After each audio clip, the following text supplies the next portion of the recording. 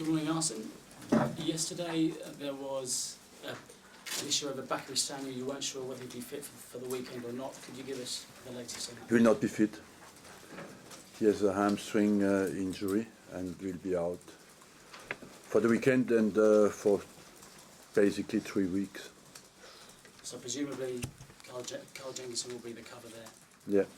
Yeah. Turning to the game, it's another away game, and records have been flying around about away victories. This would be 8 in the Premier League, which would be your Premier League record. Just explain again, I suppose, your strength away, why it's going on like this. Well, basically because we don't look too much at the fact is it away or at home. You know, we play with the same desire and the same attitude, and as well because we have a level of confidence that is there.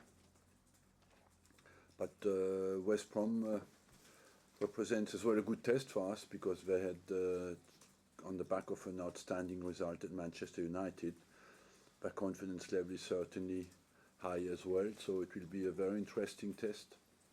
And is it very different from the Capital One tie a couple of weeks ago, which of course you won? Well, they had quite a strong side out, and many of the regular players played, but they have a big squad. I noticed when I looked at their team who plays at Manchester United that they have a massive squad of experienced players, so it's very difficult to predict who will play against us. And just finally for me, Thomas Rosicky's 33 today. He came back in to the side in midweek. Just tell us about his enduring quality. I know he's a player you particularly like. Well, first of all, I believe he's a real Arsenal man because he's here for a long time. He takes completely, I think he is really the football player who represents the way we want to play football, because he's a team player who has pace, has a quick brain, understands the game very well, and I always like to have him in the team because of all these qualities.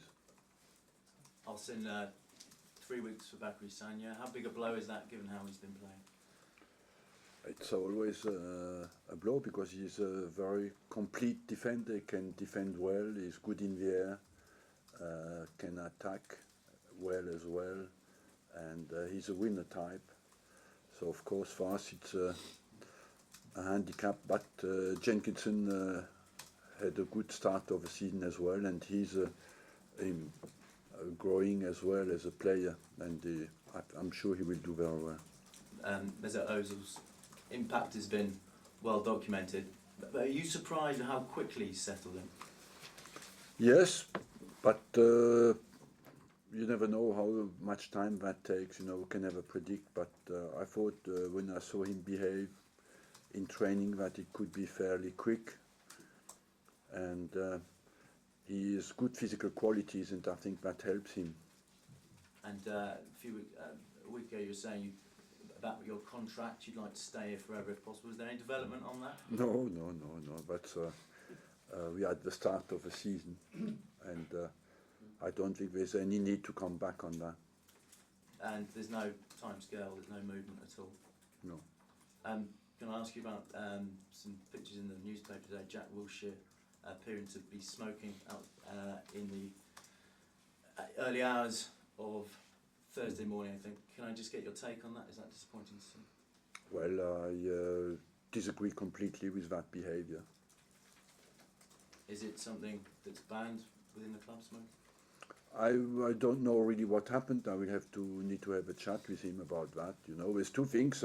First of all, when you're a football player, you're an example, and as well, you don't do what damages your health. The fact that you can damage your health at home, you can smoke at home and you can drink at home and nobody sees it. But when you go out socially, you as well damage your reputation as an example. Have you had a chance to speak to him yet? No. What might you say to him? I will leave that between him and me. Arsene, is that a finable offence? confidence though, or is that just a chat with Wilshere? I don't know really what happened, so for me it's very difficult to come out on that. It's a question I face here that I didn't know about, you know. Could I ask you about Qatar 2022? It looks increasingly likely now that the games are going to be played in the winter. How's English football going to cope with that, do you think? How's Arsenal going to cope with that? Arsenal will do what English football decides, of course. We will adapt to the behavior of English football. To me, it looks reasonable to play in winter because the only thing that matters in there is the safety of people who go there and attend, the fans. The players can cope with the heat, they are prepared, and they will be in great conditions, but the fans, I'm not so sure. But I leave that file to the FIFA. They have decided first they have to cope with it now. How will English football adapt? It's quite simple. The World Cup will have to be, if it's played in winter, you cannot sacrifice the Christmas period here. That means that the World Cup, who initially is planned to be played on the 20th of January onwards, would have to be pushed back because you need to release your players 4 weeks before the competition starts. If you want to keep the Christmas period alive, that has to then happen from the after the 1st of January, 4 weeks later. That means the World Cup could start end of January earliest. Then how will you adapt? Because you will have to change, I think, 6 fixtures. Where do you put them? Will you shorten the break the summer before and the summer after? I don't know how that can be managed. You're not one of these people then, like, that agrees with the chairman of the Football League, Greg Clark, that the whole thing should be re-voted upon? No, because unless there are some irregularities proven, then yes. But if there's nothing irregular has happened, why should you re-vote? Then you can ask every time that people are not happy with what comes out that to re-vote again. I think you have to respect the vote and adapt to the situation. The only thing that looks to me a bit surprising is they have not considered that at the moment of the vote. One question about West Brom. Had a very good result against Manchester United last week. They'll be on a high for the game with you. Yeah, of course. That's why I think the game will be very interesting, and it's a massive game for us, and it's an exciting game as well, because both teams have full confidence and have quality. Thank you. Arsene, Johan Cruyff used to smoke 20 a day, and he'd go out and turn in magnificent performances, but are things different? Look, are things different? Are things different now? No, it is. Yes, of course, things are different because in England, especially, you don't need to convince me, because I must tell you, I travelled as a football player on coaches after games in France where you didn't see each other. Was so much smoke on the coach, you know. everybody smoked. But times have changed, and the health worry, the example, the role models from the football players request has changed as well. And I must say as well, English society is very sensitive to smoking, much more than France, much more than southern countries. And so it's a bit more shocking here than it is somewhere else. I'll show those to my wife and try and get her quick.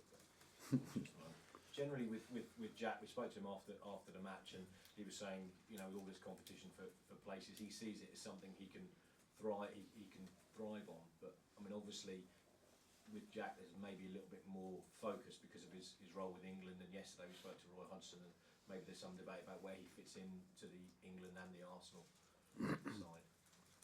He's a very important player here. You know, we build all my plans for the future at the club have always been built with Jack and around Jack, and we had some setbacks with him a lot. And but he's a very important player in my squad. With the unfortunate and well, scandalous scenes really with the Napoli fans before the match on Holloway Road, if things had been reversed, then that had been, say, Arsenal turning over a cafe in Naples, running around with smashing people on heads with belts. How do you think UEFA would have reacted to that, and should there have been a stronger stance? I don't know. First of all, I don't exactly know what happened with the Napoli fans, but any violence has to be, of course, not accepted, and I think UEFA will take some decisions about that. Arsene, have you been surprised with how the teams that finished above you last season, Chelsea, United and City, have struggled a little bit? Your word is a bit strong. Maybe United had not the expected start. Chelsea are not far, and we are at the start of the season. We played 6 games, with 32 games to go, and Chelsea had quite a tough schedule as well. They played Man United away, they played Tottenham away, so you have to put that into perspective a little bit. You're on such a fine run, though, particularly away from home.